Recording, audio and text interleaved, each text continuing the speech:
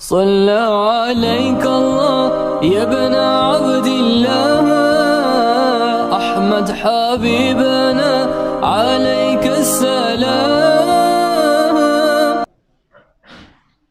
یہ ہمارا دائرہ وہ ہے جہاں پر ہم اپنی زندگی صرف کر رہے ہیں اور پچھتاتے بھی نہیں ہیں، جبکہ دوسرا دائرہ زندگی کا وہ ہے جہاں ہم اثر انداز ہو سکتے ہیں. کتاب و سنت کا دائی ہمارا گھر ہے، الحکمہ. گھر میں اگر والدین ہیں تو آپ کے بچے ہیں، بیوی بچے ہیں، اگر آپ بھائی ہیں تو آپ کی بہنیں اور چھوٹے بہن بھائی ہیں، آپ کے عزیز و اقارب ہیں، آپ کے دوست احباب کا حلقہ ہے، آپ استاد ہیں تو آپ کے شاگرد ہیں، آپ امام مسجد ہیں تو آپ کے مقتدی ہیں، آپ کوئی کاروبار کر رہے ہیں، آپ کے ساتھ رہنے والے لوگ ہیں، حتیٰ کہ دنیا جہاں کے کسی کونے میں آپ موجود ہیں وہاں آپ کے متعلقین کے ایک حلقہ موجود ہے جہاں آپ اپنا وقت صرف کر کے اثر انداز ہو سکتے ہیں، ان کی تربیت کر سکتے ہیں، ان کی مدد کر سکتے ہیں، ان کی تکلیف میں کام آ سکتے ہیں، ان کی مصیبتیں ختم کر سکتے ہیں. کسی لاچار کے لیے آپ مدد کا یا سہارا بن کر اس کی مدد کر سکتے ہیں. اپنے آس پاس دیکھیں، وہاں پر آپ کام کر کے اصلاح کر سکتے ہیں، لیکن وہاں پر ہمارے لیے وقت نہیں ہوتا. اس موقع پر ہم کہتے ہیں کہ میں مجبور ہوں، میرے پاس وقت نہیں ہے. حالانکہ یہی زندگی کا اصل وہ میدان ہے جہاں پر انسان کو کوشش کرنی چاہیے. وَفِي ذَلِكَ فَلْيَتَنَافَسِ الْمُتَنَافِسُونَ. اللہ رب العزت فرماتے ہیں یہ جو بلائی کے کام ہیں، یہ اصل کرنے والے کام ہیں، یہ وہ تمہارا میدان ہے جہاں تم ایک دوسرے سے آگے بڑھو. یہاں تمہیں ریس لگانی چاہیے، یہاں مقابلہ کرنا چاہیے کہ میں دوسروں سے آگے بڑھ جاؤں. لیکن یہاں ہمیں پرواہ نہیں ہوتی، ہمارے سارے مقابلے ہوتے ہیں کہ میں کتنا زیادہ فیشنیبل ہوں، دوسروں سے بہتر اور لیٹسٹ ماڈلز، موبائل کے، گاڑیوں کے، موٹر سائیکل، سب کچھ، ہر چیز کے برانڈز وغیرہ جو وہ میرے پاس ہوں، یہاں میرا لوگوں کے ساتھ مقابلہ ہے. اچھا، اس کا جوتا مجھ سے زیادہ قیمتی ہے، اس کا لباس مجھ سے زیادہ بہتر ہے، اس کا گھر مجھ سے زیادہ بہتر ہے. ان چیزوں میں ہم ایک دوسرے سے آگے بڑھتے ہیں اور اپنا سب کچھ صرف کرنے کو تیار ہوتے ہیں. ابھی کل کی بات تھی، ایک جگہ پر درس تھا، وہاں ایک عزیز تھے، دوست سے وہ بتا رہے تھے کہ میں پچھلے اتوار کو میں لاہور گیا، وہاں ہمارے عزیز تھے، ان کے 5 بچوں کی شادی تھی. تو کہتے ہیں ان 5 شادیوں پر وہ 4-5 دن ہم رہے. کہتے اس بندے نے بتایا کہ 2 کروڑ روپے میں نے شادی پر خرچ کیا ہے، اور یہ وہ خرچ ہے جو خرچ دنیا اور آخرت میں کسی فائدے کا نہیں ہے. پھر کہتا ہے جب میں واپس آنے لگا تو وہ بندہ میرے گلے لگ کر رو رہا ہے اور اس بات کا اظہار کر رہا ہے کہ اتنا خرچ ہو گیا، اب خود تنگ ہو گئے ہیں، تنگ دست ہو گیا. بھی پہلے کس نے ہمیں مجبور کیا تھا کہ میں ایسے ایسے کام کروں، ایسے ایسے شادی ہالز کا انتخاب کروں جو میری اپنی کیپیسٹی سے ہی باہر ہے، میری رسائی اور پہنچ سے باہر ہے، اور ایسی چیزوں کا انتخاب کروں. بتا رہے ہیں کہ ایک جو شادی کے لیے جو ایک جوڑا کپڑوں کا جو ایک دن کے لیے چاہیے تھا 2.5-3 لاکھ روپے میں خریدا گیا. جب ایسے کیوں؟ وجہ کیا تھی؟ ہم اپنی ناک کو اونچی رکھنا چاہتے ہیں ان کاموں میں کہ فلاں میرا بیٹا یا فلاں میرا چچا، فلاں بھائی، فلاں کزن، انہوں نے شادیوں پر اتنی مہنگی چیزیں لی، اگر میں نے ذرا اس سے کم لے لی تو میری ناک نہیں بچے گی، ناک کٹ جائے گی. اس ناک کے کٹنے نے ہمیں زمین میں مٹی کے ساتھ ملا دیا، ذلیل کر دیا، لیکن ہم پھر بھی ان کاموں کو چھوڑنے کو تیار نہیں ہیں. انسان اظہار کرتا ہے کہ میں رگڑا گیا، مجھے یہ ہو گیا، وہ ہو گیا، لیکن دوبارہ موقع آئے گا، پنگا پھر بھی میں وہیں جا کر لوں گا. اس قدر جہالت اور حماقت کہ ہم ایک نقصان اٹھا کر بھی عبرت نہیں پکڑتے.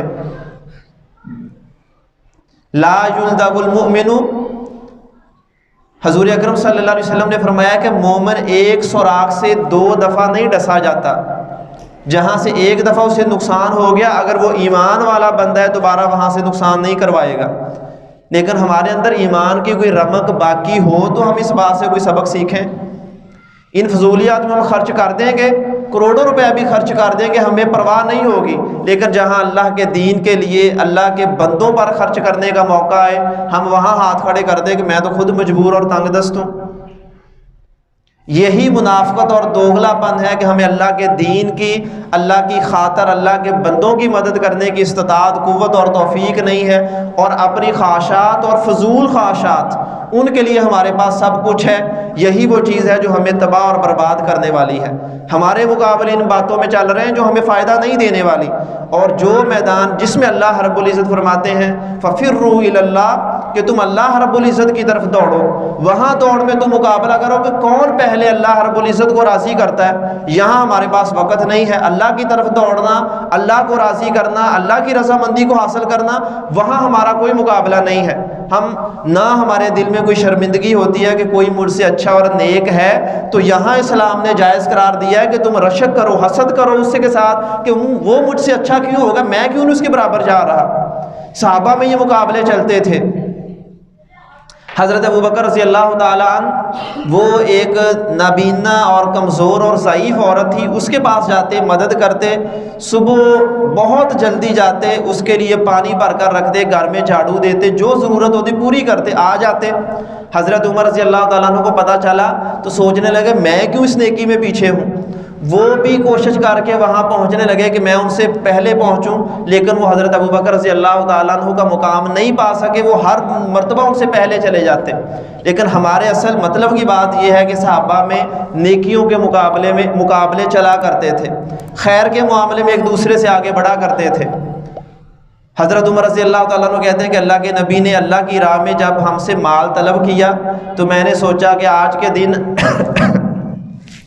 میں حضرت ابوبکر رضی اللہ تعالیٰ عنہ سے آگے بڑھوں گا، باقیوں سے آگے بڑھوں گا۔ کہتے ہیں اپنے گھر کا آدھا مال لا کر رسول اللہ صلی اللہ علیہ وسلم کو پیش کیا اللہ کی راہ میں، لیکن حضرت ابوبکر رضی اللہ تعالیٰ عنہ وہ سارا مال لے کر حضور اکرم صلی اللہ علیہ وسلم کے پاس آ گئے۔ ایسے مقابلے دینداری میں ہمارے اندر کیوں نہیں ہیں کہ ایک انسان زیادہ عبادت گزار ہے، میں کیوں اس جیسا نہ بنوں؟ ایک انسان اخلاق میں اچھا ہے، میں کیوں اپنا اخلاق اس جیسا نہ بناؤں؟ ہمیں ان چیزوں سے کوئی کنسرن نہیں ہے، ہم لاپرواہ ایسے پھرتے ہیں کہ وہ تو جیسے فضول کام کر رہا ہے، لیکن دنیا کا معاملہ آ جائے جس کا نہ آخرت سے تعلق نہ کسی انسان کی بھلائی سے تعلق، ان معاملات میں ہم ایک دوسرے سے آگے بڑھیں گے اور ایسے کاموں میں فضول خرچ کریں گے کہ جو ہمارے اپنے لیے ہمارے پاؤں پر کلہاڑی مارنے کے مترادف ہوتا ہے، لیکن فقط اس لیے کہ اگر میں نے یہ نہ کیا لوگ کیا کہیں گے۔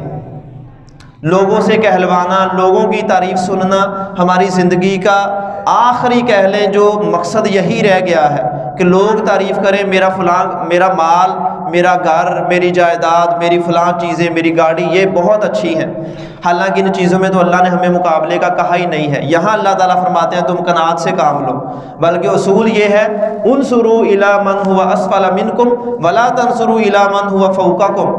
یہاں رب تعالیٰ نے اصول یہ بیان کیا جب دنیاوی معاملہ آ جائے، مال و متاع کا، مالداری کا، تو وہاں اللہ کہتے ہیں اپنے سے کمتر کو دیکھو اور اپنے سے اوپر والے کو نہ دیکھو کہ ایسا ہوگا۔ یہ اصول کیوں ہے؟ اگر ہم اپنے سے ہمیشہ اوپر والوں کو دیکھیں گے، ان کے پاس اتنی گاڑیاں، اتنے بنگلے، اتنا کچھ، تو میرے دل میں حسرت اور لالچ بڑھتا رہے گا، میں بھی ویسا ہی بنوں۔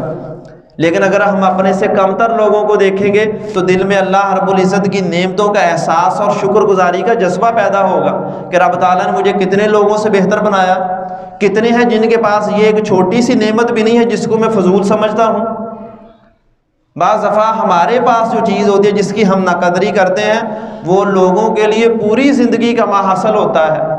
وہ ساری زندگی محنت کر کے وہ چیز نہیں پا سکتے جس کو ہم اپنے لیے فضول سمجھتے ہیں۔ اپنا گھر کا بھی دیکھیں، جس گھر کے بارے میں ہم ہمیشہ احساس کمتری کا شکار رہتے ہیں کہ یہ گھر اگر میرے پاس ہے اس جیسا نہیں ہے، اس جیسا نہیں ہے، اتنا کھلا یا اتنا بڑا کیوں نہیں ہے، تو کتنے لوگ ہوتے ہیں کہ وہ ساری زندگی کما کر بھی آپ جیسے مکان تک نہیں پہنچ پاتے۔ تو جب ہم ان لوگوں کو دیکھیں گے تو ہمارے دل میں شکر گزاری کا احساس پیدا ہوگا کہ اللہ نے اتنے ہزاروں اور لاکھوں سے مجھے بہتر رکھا ہے۔ ورنہ اگر لالچ آ جائے، ہرس اور حوث اور طمع آ جائے تو پھر رسول اللہ صلی اللہ علیہ وسلم نے فرمایا کہ ابن آدم کو سونے سے بھری ہوئی ایک پوری وادی کیوں نہ مل جائے، وہ اس پر بھی قناعت اور اکتفا نہیں کرتا۔ فرمایا کہ پھر لالچ اور طمع رکھتا ہے کہ وہ اگلی بھی مجھے سونے اور چاندی ہی کی مل جائے، وہ مل جائے وہاں بھی نہیں رکے گا، پھر اس سے اگلی کی طمع کرے گا۔ یہ لالچ، ہرس، طمع یہ ایسی چیز ہے جو انسان کو رب تعالیٰ کا ناشکرہ بناتی ہے، کہیں ایک چیز پر ہمیں قناعت نہیں کرنے دیتی۔ رسول اللہ صلی اللہ علیہ وسلم نے فرمایا کہ ایک مومن کے لیے اللہ رب العزت نے قناعت سے بڑھ کر کوئی نعمت عطا نہیں کی۔ کس وجہ سے؟ کہ جو انسان قناعت جو اللہ نے دیا اس پر راضی رہنا سیکھ لیتا ہے، اس کے لیے تھوڑا بھی زیادہ ہو جاتا ہے۔ اگر کسی میں قناعت نہیں ہے تو اسے جتنا زیادہ کیوں نہ مل جائے وہ زیادہ بھی اس کے لیے تھوڑا ہی ہوگا۔ حرص، طمع اور لالچ ختم ہی نہیں ہوگا، وہ ہمیشہ اس سے بہتر کی، اس سے بہتر کی، اس سے بہتر کی توقع کرے گا۔ لیکن دین کا اگر معاملہ ہے تو ہمیں وہاں پر اصل میں اپنے سے اچھے کو دیکھنا چاہیے کہ اس کا اخلاق مجھ سے اچھا، اس کی عبادت مجھ سے زیادہ، اس کی دینداری اور تقوی مجھ سے زیادہ، اس انسان میں اللہ کی راہ میں خرچ کرنے کا جذبہ مجھ سے زیادہ، اس میں اخلاص مجھ سے زیادہ، میں اس جیسا بنوں۔ وہاں سے اپنے سے کمتر کو نہ دیکھیں۔ ہم یہ کہتے پائے جاتے ہیں چلو ٹھیک ہے میں 2 تو پڑھ لیتا ہوں نمازیں، وہ فلاں تو 1 بھی نہیں پڑھتا، میں اتنا تو اللہ کی راہ میں دیتا ہوں، فلاں تو اتنا بھی نہیں دیتا۔ ہم نے ترتیب الٹ کر لی ہے، دنیا میں اپنے سے کمتر کو دیکھنا ہے، ویسا ہم نہیں کرتے، اور دینداری میں ہم اپنے سے بہتر کو دیکھنا ہے، وہاں پر بھی ہم الٹ چل جاتے ہیں۔